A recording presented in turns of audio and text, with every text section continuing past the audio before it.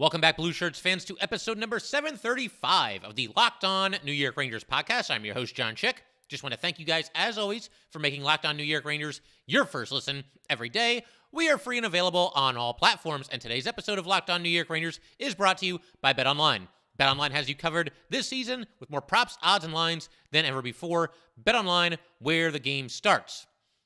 And of course, the Rangers, last night, they see their 7-game winning streak come to an end at the hands of the Pittsburgh Penguins in Pittsburgh. The Rangers have a rally at the end of the game. You know, they were down by 2 goals fairly late with about 10 minutes or so to go. They get one of them back. And again, the rally just falls a little bit short. The Rangers lose 3-2.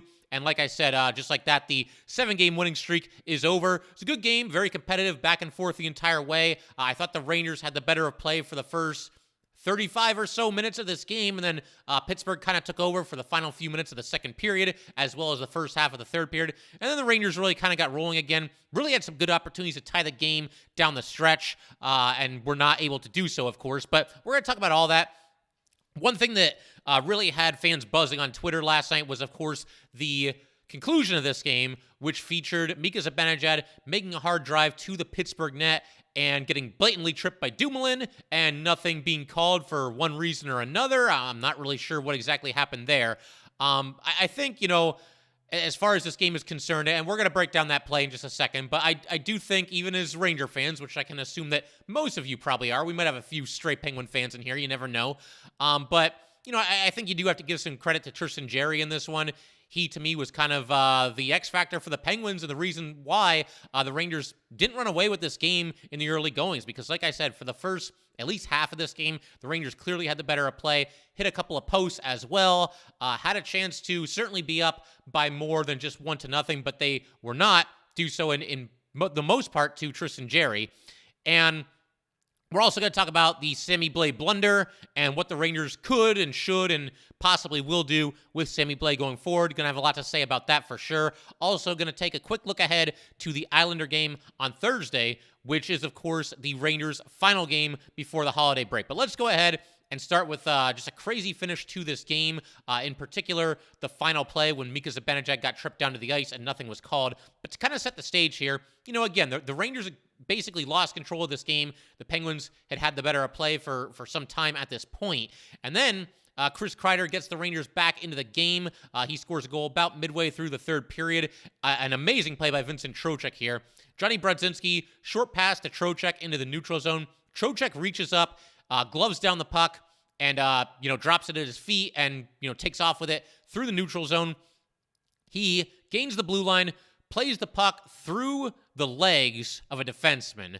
This might have actually been just before he gained the blue line, but either way, Trocheck with a ridiculous move here, plays it right through the legs, right through the skates of an opposing defenseman. He goes in, it's kind of a 2-on-1, late developing 2-on-1 here with Kreider, and then the other Penguins defenseman goes down on his stomach and tries to, disrupt the play and prevent the pass. Trocheck is able to keep going and gets around to the outside of the defenseman, makes a centering pass for Chris Kreider, and Kreider tips it into the net and scores, and that cut the Penguin lead to just 3-2. So, you're kind of back in business here, and like I said, the Rangers had a lot of chances after this.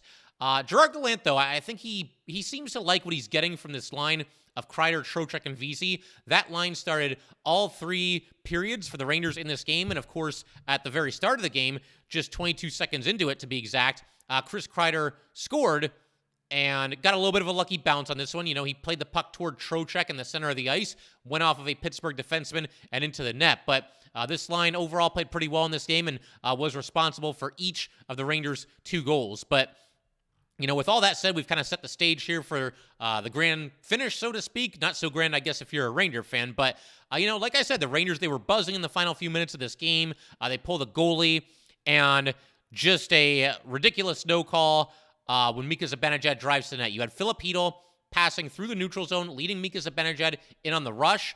Mika goes hard to the net, gets tripped, clear as day, stick on skates. Dumoulin laid out, he dove, he extended his stick, tripped Mika. Nothing was called on the play. And before we go any further here, let me just say that I don't think this is a banner night for the officiating to begin with, even before this happened, and that applies both ways. Early in the first period, this is right after the Rangers had made it 1-0. The kid line is out there, and you've got Capo Caco behind the Pittsburgh net, and he gets tripped down to the ice, or he falls down to the ice. They dubbed it a tripping penalty. I don't really think this was a trip or really any penalty against the Penguins. I don't think there was a whole lot there. I don't really think anything should have been called. There was also a couple of situations later in the game. Jeff Carter cross-checked Ryan Lindgren in the back and knocked him into the Ranger net. Nothing was called there. And then Lindgren himself, on the goal that was scored by Rust, he cross-checked Rust in the back, and they didn't call anything there. So really kind of all over the place as far as the officiating was concerned. But, given the fact that this was a one-goal game, there's less than a minute left, game's on the line, this one, the no call on Dumoulin against Mika Zibanejad, is the one that's really going to stand out and really going to be talked about, especially if you're a Ranger fan. And it's interesting because, as a lot of you might remember, Dumoulin was also the defenseman that was involved in that play at the end of Game 1 of the playoff series last season. So basically, Capo Caco drives to the net, Dumoulin cross-checks him from behind, knocks him into Casey DeSmith. To be fair, I don't know that it was really a cross-check, but he shoved Caco from behind, knocked Caco into Casey DeSmith. Caco falls to the ice. From his stomach, he passes to Philip Hedl. Hedl scores from the doorstep. And the Rangers are going to be up by a goal with just 3 minutes left in Game 1. Instead, they look at it, and they overturn it, despite the fact that Dumoulin blatantly pushed Caco into his own goalie. It is what it is. But it is interesting here that Dumoulin and Hedl both involved in this play again. Another controversial, finish to a game here. So Hedl has the puck in the neutral zone, and as I mentioned, the Rangers have pulled their goalie at this point. They're searching for the equalizer. Passes through the neutral zone to his right to Mika Zibanejad. Mika gets behind the defense. He's going in alone, driving hard to the net. Dumoulin lays out, stick on skates. Mika falls down to the ice and barrels into Tristan Jarry, and nothing was called as far as a trip is concerned. Now, something else I want to address here. I did see some Ranger fans on social media saying that, not only should that be a penalty, that it should be a penalty shot. I can't go that far. Penalty shots usually are not going to be called unless a player is clearly in the clear. He's clearly behind the defense. He clearly has an open path to the net, and everybody else on the ice is just basically chasing him from behind. That wasn't really the case here. Dumoulin was kind of approaching him from the side. This wasn't like a clear-cut breakaway, nothing but daylight, and the goalie in front of you. It wasn't like that. So I don't think that this should have been a penalty shot for Mika Zibanejad. Certainly it should have been a tripping penalty, though. Here's something else that, I kind of want to offer something that hasn't been said, at least nothing that I've seen on social media. It's an aspect of this play that I haven't seen discussed yet. So not only is Mika Zibanejad blatantly tripped on this play, but after he was tripped, his momentum took him forward. He's sliding across the ice, and he barrels right into Tristan Jarry. So my question for the referee, Wes McCauley, he was one of the two referees out there, and he is the Angel Hernandez of the NHL. And if you follow baseball, that's not a good thing. But my question for the referees, if this was not a trip against Dumoulin, it totally was, but let's just say it wasn't. If this was not a trip against Dumoulin, then how is it not goalie interference against Mika Zibanejad? Because if Mika was not tripped, he barreled into the Pittsburgh goalie. I mean, that you'll never see a more clear goalie interference penalty in all your life. So, I mean, it pretty much has to be one or the other. It either has to be a trip against Dumoulin or goalie interference against Mika Zibanejad. But what happened here was the refs just kind of swallowed the whistle because, I don't know, it's the final minute of the game, and I don't know, man. To me, this shouldn't happen. You shouldn't have a situation where refs, kind of swallow their whistle late in games. If something's being called a penalty in the first period, it should be called a penalty in the third period, in the final minute, whatever it might be. So very, very unfortunate that it was not called here. And, there's only 42 seconds left in the game at this point. I'm not going to sit here and act like it's a guarantee that the Rangers would have scored a goal if this penalty had been called against Dumoulin. But you know what?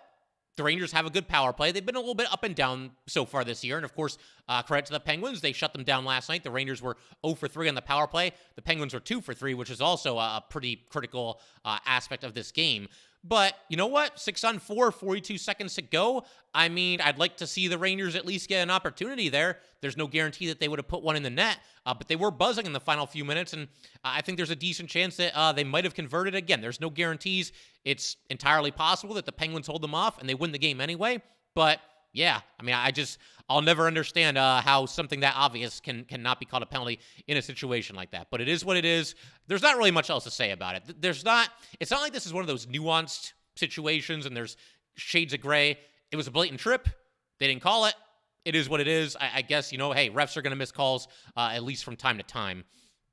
But yeah, I figure in just a second we can move on. I want to talk a little bit about a couple of things that Gallant did late in this game that were a little bit confusing. I mean, it was really just one thing, but I do have to take some issue with it. I know certain Ranger fans are not the biggest fan of Gallant. I have mostly defended him, but I will mention one thing here. Also going to talk about the Rangers hitting the post a bunch of times, some of the extracurriculars, and why Sammy Blais needs to be a healthy scratch for the next game and possibly beyond that as well. And we're going to do all that good stuff in just a second. But first, just got to let everybody know, today's episode of Locked On New York Rangers is brought to you by BetOnline.net. BetOnline.net is your number one source for sports betting info, stats, news, and analysis. Get the latest odds and trends for every professional and amateur league. From pro football to college bowl season to basketball to hockey, we've got it all at betonline.net. And if you love sports podcasts, you can find those at BetOnline as well. We're always the fastest and easiest way to get your betting info. Head to the website today or use your mobile device to learn more. BetOnline, where the game starts. All right, we just want to thank you guys, as always, for making Locked On New York Rangers your first listen every day. We are free and available on all platforms. So as you guys know, any longtime listeners, anybody who tunes in from time to time, I have mostly, pretty much ever since Gerard Gallant was hired, supported him, backed him, and I still do believe he's the right coach for this job. But I can at least acknowledge certain things that he does that make me scratch my head a little bit, that maybe drive certain other Ranger fans a little bit crazy. And there was one such example of this late in this game. Jonny Brodzinski on the ice with the Rangers trailing by a goal with less than 2 minutes remaining. Now, let me preface this whole thing by saying that since Jonny Brodzinski has been called up, I think he's played pretty well for the Rangers. For a fourth-line center, a career NHL, AHL swingman who's in his late 20s, I think you have to like what you've gotten from Brodzinski so far. I think he's been a pretty obvious upgrade on Ryan Carpenter, who, of course, opened the season as the fourth-line center, and he's now with the Hartford Wolfpack. And Brodzinski played pretty well in this game, too. Brodzinski does not need to be on the ice for the New York Rangers or any team in this league when you're down by a goal with less than 2 minutes remaining. Just doesn't need to happen. And again, I've mostly defended Gallant, but when he does things like this, I can at least understand why certain Ranger fans start to lose their minds at least a little bit. Didn't really understand that. I realize you have to play all your players, but I gotta believe there's better options than Jonny Brodzinski in a situation like this. I will say one thing that Gallant did that I like, though, and I think it's something that he's gone to more recently, is when the Rangers are in a situation where they're down by a goal late in a game, and they're searching for that equalizer, and they pull the goalie, he's been going with Filip Chytil now instead of Barclay Goodrow. And I like Barclay Goodrow, big fan of him as well. But Filip Chytil has had a really strong start to the season. He's more of a threat to do something in a situation like that than is Barclay Goodrow. I've said on here, I think Barclay Goodrow has certain offensive skills and is probably a little bit underrated in that department. But Filip Chytil, again, off to a really strong start to the season, and he's just more dangerous in a situation like this than is Barclay Goodrow. And in fact, the play we just described, the one where Mika Zibanejad was tripped and it wasn't called, it was Filip Chytil who made that pass to set the whole thing up. So I like that Filip Chytil is getting a chance to be part of the hero unit late in the game when the Rangers go with 6 skaters and try to find the equalizer. So props to Gallant for that one. But I did want to talk at least a little bit about the Rangers hitting all these posts and Tristan Jarry's performance as well. Something that I loved about this game, at least in the first half of it, and toward the end as well. The Raiders were just all over the Penguins anytime the puck was in the Penguins zone. And there were times where the Penguins would have possession. Man, they were having a heck of a time getting the puck out of their own zone. All kinds of issues, a lot of turnovers, a lot of giveaways. The Rangers were forcing them into that. And it kind of reminded me, honestly, of this playoff series last year. But it was kind of a role reversal. Because if you guys remember, the first, say, 4 games of that series, and it was the Crosby line in particular, but really the Penguins as a whole, what would happen is, the Rangers would have possession of the puck in their own zone, and they could not clear the zone to save their lives. And it led to a bunch of scoring opportunities for the Penguins. It also led to a lot of goals for the Penguins. In this case, the opposite was true. The Rangers were all over them, did not let them breathe. The Penguins are really, really shaky anytime they had the puck in their own zone, and it led to some scoring chances for the Rangers. Unfortunately, as I mentioned, Tristan Jarry pretty much had his A game in this one, and he was denying the Rangers on a couple of different instances there. And like I said, the Rangers would have had a much bigger lead than just 1-0 had it not been for the play of the Penguin goaltender. But yeah, Jarry, again, he made the difference. He stopped 26 of 28 shots, was very, very good in this game. He also got a little bit of help from the iron. I saw a tweet that went out. It was from our friend Vince Mercogliano, friend of the show, and, we'll have him back on here sooner or later for sure. But he mentioned that the Rangers had hit the post 3 times. I only wrote into my notes 2 of them, so maybe I missed one. I mean, the Rangers hit the post so often, who can even keep track at this point, right? But, basically, again, this is all while the Rangers are up 1-0, a chance to make it 2-0. You had Vincent Trocheck shooting the puck off the crossbar. Trouba made a pass up to Vesey. Vesey got it over to Trocheck. Trocheck's in the center of the ice, prime scoring real estate, rings it off the crossbar. And, it kind of got me thinking about Vincent Trocheck and the impact that he's made as a New York Ranger. So far this season, Trocheck has 11 goals. And as far as how many times he's hit the post, it has to be in the double digits by this point. So imagine, let's just say Trocheck has hit the post 10 times. Say 5 of those went in, right? And I know woulda, coulda, shoulda, and you can't really do that. But let's just say, for the fun of this exercise here, 5 of those posts that Trocheck hit resulted in goals instead. Well, now, instead of 11 goals, Trocheck would have 16 goals at this point of the season. He'd be on pace for close to 40 goals in his first season as a Ranger. He's doing a heck of a job for this team, and doing a heck of a job despite the fact that he might have the worst luck of any player in the NHL, at least as it pertains to putting shots off the post. But just wanted to at least mention that. Trocheck doing a heck of a job with the Rangers. As far as the other post, or at least the other one that I wrote into my notes, Rangers win an offensive zone faceoff. Adam Fox passes in deep to Jimmy Vesey. Vesey turns and just rips a backhand shot right off the post. He beat Jarry clean. There's no way he was going to stop this. And unfortunately, the iron denies Jimmy Vesey there. Vesey continues his recent run of good play as well. And like I said, credit where it's due, Tristan Jarry was very, very good in this game. I do want to mention a couple of fisticuffs in this game and get to the stuff about Sammy Blais. And we will do all that in just a second. But first, got to give a special announcement here from NHTSA. Did you know that driving high is considered driving under the influence? That's right. Driving under the influence of marijuana is against the law in every state, even in states where marijuana is legal. That means driving high could get you a DUI. And if you think that law enforcement officers can't tell when you're driving high, you're wrong. Your friends can tell, your coworkers can tell, even your parents can tell. Everyone can tell. So what makes you think that law enforcement officers don't know when you're driving high? Driving under the influence of marijuana can slow your response time and change how you perceive time and speed. So even if you think you're fine to drive when you're high, you are not. Because the bottom line is, if you feel different, you drive different. And driving high is driving under the influence. So remember, drive high, get a DUI. Paid for by NHTSA.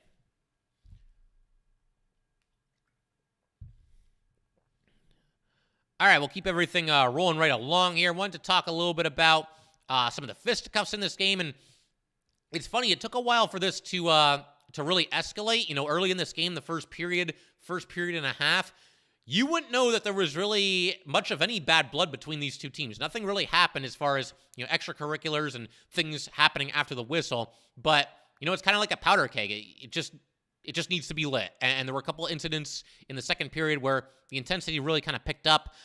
You had Jake Guentzel getting a chance from the doorstep. Igor Shesterkin, a really nice save there. And Igor was really good in this game. I know he gave up 3 goals. He made some fantastic glove saves in this one, especially early in this game. Great point-blank save against Jake Guentzel here. And then we get the fisticuffs. Lindgren and Guentzel were kind of tied up. Raquel jumped in there. He went after Lindgren. Barclay Goodrow jumped in there. He went after Raquel. It kind of just snowballed. Big get-together. Fox and Crosby kind of tied each other up during this play as well. And then there was a big hit by McGinn, and he basically, this is the play with Sammy Blais. So we'll talk about this now, and then we'll talk a little bit more about Sammy Blais a little bit later. Big hit by McGinn against Sammy Blais, kind of near the benches. McGinn did this thing where he kind of like wouldn't let Blais get back up. He kind of just like leaned on him and almost like held him down a little bit. So I get some frustration by Sammy Blais, but you cannot do what he did here. He got up and basically just took a punch at McGinn and hit him, and the referee rightfully calls a penalty against Sammy Blais. So the refs actually got something right in this game, so, credit to them for that, but just an awful play by Sammy Blais here. I mean, this is crunch time here. The Penguins, not too long before this, had gotten the game-tying goal. It's 1-1. It's late in the second period. The Penguins are getting basically their first good push of the game, and you do them just an incredible favor by taking a terrible penalty here, putting your team shorthanded, and as fate would have it, of course, the Penguins end up scoring on the power play. You had Mika and Kreider almost scoring shorthanded. Nice pass by Mika to his left to Kreider. It was turned aside, but then shot from the blue line for the Penguins. Rust deflects it in, and then the extracurriculars happened. Lindgren cross-checks Rust. Rust was screaming at Lindgren after this play. As I mentioned earlier, there was also a play where Jeff Carter cross-checked Lindgren in the back, sent Lindgren face first into the back of the Ranger net. So there was stuff both ways and things that were missed both ways by the referees for sure. But this also kind of leads me into kind of a bigger picture thing here, something that I want to talk about regarding Sammy Blais. And for starters, just to kind of discuss the lineup here, it was the same lineup that the Rangers have been going with. Blais was out there on the fourth line on the left wing with Brodzinski at center, Kraftsov on the right wing. And as far as other, lineup notes are concerned, Ben Harper made his fourth straight start over Libor Hayek. And, of course, Philip Hedl got back into the lineup. He was kind of questionable as far as whether he was going to play in this game, but he got back out there. And then, just to kind of discuss everything that happened with Blais here, I think after this terrible penalty, and we've already discussed that, it is now time for Sammy Blais to come out of this lineup and be a healthy scratch for the second time this season. It is time for Julien Gauthier to get back in. Blais has really struggled, and I do sympathize with him for what happened last year. He was taken out on a very dirty play, tore his ACL, tore like every ligament in his knee, basically. I don't even remember all of them. He basically tore everything. So maybe that's still hindering him to a certain extent, but at a certain point, facts are facts. Blais just doesn't really bring anything to the table for the New York Rangers, and there's something that I've kind of been holding back on, saying as it pertains to Sammy Blais, but I'm going to say it. Sammy Blais is the new Brett Howden. Yeah, I know. Think about it, though. I mean, both of these guys came to the Rangers as part of an ill-fated trade, shall we say. Of course, Brett Howden came over as part of the trade that sent Ryan McDonough and JT Miller to the Tampa Bay Lightning. And Sammy Blais, of course, came over to the Rangers in exchange for Pavel Buchnevich. He also came along with a second-round draft pick. And for Sammy Blais and Brett Howden to kind of continue the comparisons here, Blais basically does one thing well. He hits people. That's it. He doesn't really contribute anything else. He's not going to do anything offensively. I think we've seen enough evidence to know that that's true. And with Brett Howden, the only thing that he did well was he killed penalties. So both of them have one thing that they do well, and they don't really bring anything else to the table. And both of them seem to be almost impervious to being healthy scratch. It took David Quinn at least 20 games, longer than it should have, to finally make Brett Howden a healthy scratch. And kind of the same thing is happening right now with Gallant and with Blais. Now, of course, Blais was a healthy scratch one time, a couple of games ago, but there's times where it feels like, Quinn with Howden and now Gallant with Blais, the idea of making either one of them a healthy scratch is almost like a non-starter. Like that's where the game plan begins. Well, Howden has to be in the lineup, or Blais has to be in the lineup. I don't know what Blais has done to, not even mostly, for the most part, get consideration to being a healthy scratch in these games. Here's another stat that I'll throw at you. And I realize scoring goals is not everything. There's other aspects of this game. Blais has now played in 44 games with the Rangers. Between last season and this season, 0 goals. Only 2 Ranger forwards have gone longer than that in Ranger history without scoring a goal. One of them was Shane Churla, and unfortunately, I don't have the stat in front of me. The other was a player that I've never even heard of. It's probably a really long time ago, but that's kind of where we're at right now. And, a lot of Ranger fans, they get mad about Blais because they think of the Buchnevich trade, and they think, man, we gave up Pavel Buchnevich for this guy. I will not hold that against Blais because he doesn't make the trade. That's first and foremost. Secondly, though, I think this is a good time to remind everybody, I will stick up for the Rangers on that trade in a certain way. And that, of course, is that It wasn't really Buchnevich for Blais straight up. The idea here was the Rangers felt that they could not afford to re-sign Pavel Buchnevich, so they needed to trade him and open up some cap space. That, I think, was the main reason why Buchnevich was traded. The second most important reason, from the Rangers' point of view, as far as why they traded Buchnevich, was to get the second-round draft pick that they got in exchange for him. I honestly believe Sammy Blais was kind of just a throw-in. You know, he was the third most important aspect of this trade. The most important aspect was opening some cap space and not committing to Pavel Buchnevich on a long-term, high-price contract. The second most important aspect was the second-round draft pick, and the third most important aspect was Sammy Blais. And the Rangers would never admit to that because they don't want to diss their own player, but I feel like that's probably the way it went down for the Rangers. I don't think the Rangers truly believe that, like, oh, man, going from Pavel Buchnevich to Sammy Blais, what an upgrade. I really don't think that that's what was going through their head. But I'm sure they certainly expected Sammy Blais to give them more than what he's given them.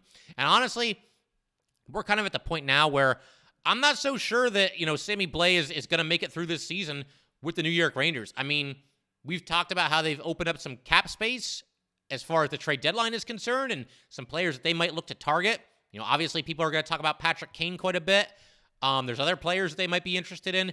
I get the feeling that toward the end of this season, and maybe even before then, but certainly after the trade deadline, you're going to see a situation where they start to get squeezed out of the lineup a little bit. We saw that last year with guys like, you know, Ryan Reeves kind of got squeezed out after the trade deadline.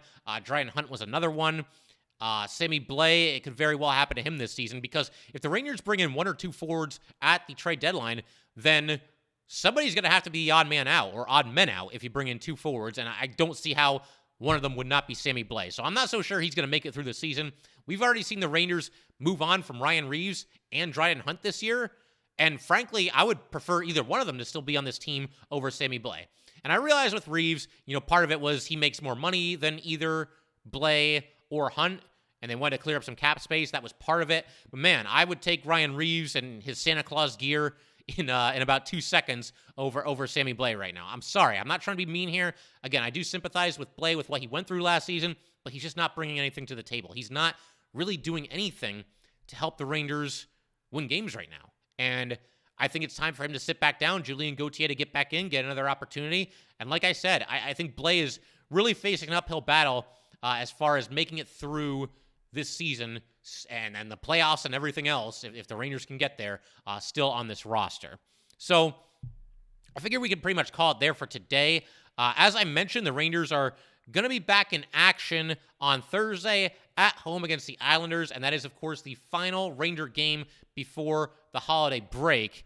And the Rangers, of course, and the entire league, they freeze the rosters during the holiday break, so there's not going to be any trades or anything like that, which is a good thing. Let these guys enjoy the holiday with their family and not have to, you know, worry about being traded or anything along those lines. But it's a big game. You know, obviously the standings are pretty bunched right now. The Rangers, with that 7-game win streak, got themselves back into a playoff position in the Eastern Conference. But it's tight right now, and obviously the Rangers are going up against the Islanders, a big 2 points on the line. It's kind of a swing game. The Islanders are just behind the Rangers in the standings right now. We know how crazy the Metro is. Really, the entire Eastern Conference is like that this season, and it's huge. And it's huge because, you know, I don't think you want to go into the holiday break, and then the Rangers won't play again until Tuesday. So they'll play Thursday. They won't play again until Tuesday. So you don't want to go into that break with 2 consecutive losses, especially after you won 7 in a row. You don't want to go into the break with a bad taste in your mouth and having to wait almost an entire week to get back out there and try to get back on the winning track. If you win this game against the Islanders, you conclude this portion of the season by winning 8 out of 9 games and, you know, capping it off with a win over, you know, one of your biggest rivals. And I think Ranger fans will be feeling pretty darn good if that's the case. But man, if you lose to the Islanders after losing to the Penguins, it's going to put a little bit of a damper on this 7-game winning streak. It's not going to like nullify it or anything like that. And I think overall we'll still be feeling good. But yeah, that would be a little rough for sure. You win 7 in a row and then you lose 2 in a row to go into the break. So big game for the Rangers. Very much looking forward to it on Thursday. Chance to bounce back. You know, the winning streak can't last forever. Sooner or later it's going to get snapped. The question, as always, is how do you respond to it? And I look for the Rangers to come out skating hard against the Islanders and hopefully picking up a big 2 points before they go into the break. But yeah, I mean, I figure we could pretty much call call it there for today, guys. Once again, if you'd like to get in touch with this podcast, please send an email to lockedonnyrangers@gmail.com. Once again, that is lockedonnyrangers@gmail.com. And definitely give us a follow on Twitter as well, @LO_NY_Rangers. Once again, that's @LO_NY_Rangers. And definitely subscribe to Locked On New York Rangers YouTube channel. Thanks again, guys. I'll see you next time.